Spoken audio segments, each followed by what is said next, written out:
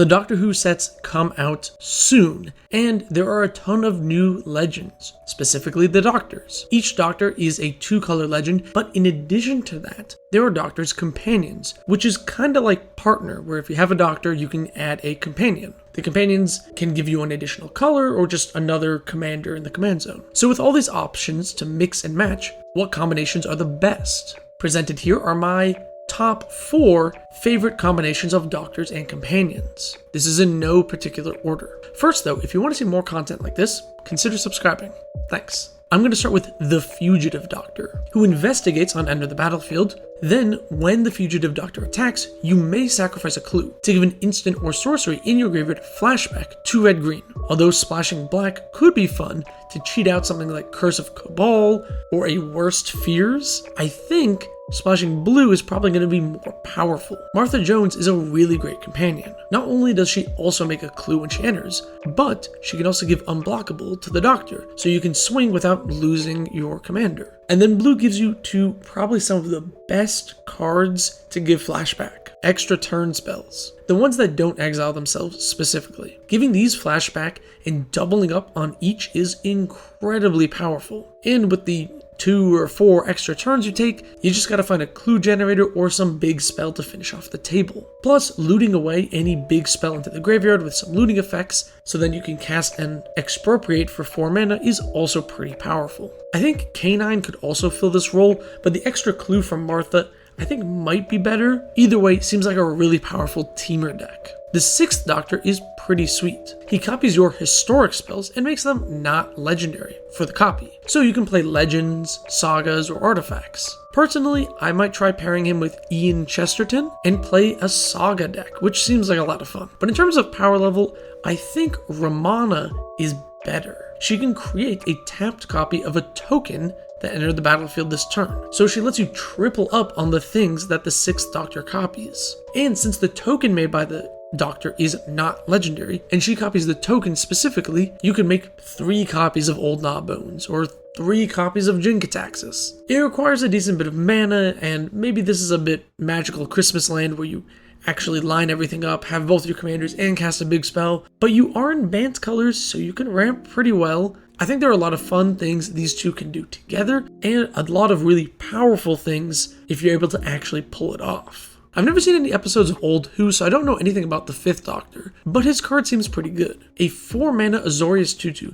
that puts a counter on every creature you have that did not attack nor enter the battlefield this turn, and then untaps them. To me, this screams pingers. You add red with Yasmin Khan, who also has a decently good tap ability, and play all your pinging effects, like Gelectrode and Cunning Spark Mage. And then you can put Curiosity effects on those to draw a bunch of cards, and then you get to play cards like Charisma to steal creatures or Dismiss into Dreams to make each ping lethal. The 5th Doctor untapping all your pingers is really powerful, and with enough counters, you could eventually just get them big enough to swing for lethal. I really like the idea of a pinger deck, so the 5th Doctor might be the first one that I build. Not quite sure what to do with the white for a pinging deck, to be honest, other than just maybe creature protection. Let me know in the comments below what white cards you would add to a Jeskai ping deck. My first Doctor Who experience was with the 9th Doctor, so it's fitting that I start with him. Wait, oops.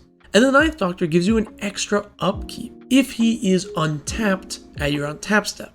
So this is like a Paradox Haze in the command zone. You do need him to untap, so giving him unblockable so that the 9th Doctor can swing in and then be tapped so he can be untapped is pretty good. Or perhaps put him in a vehicle like the TARDIS, which would be pretty flavorful. Now, you could also do the flavorful thing and pair him with Rose Tyler and do suspend stuff. You get extra upkeep so your suspended cards come out faster.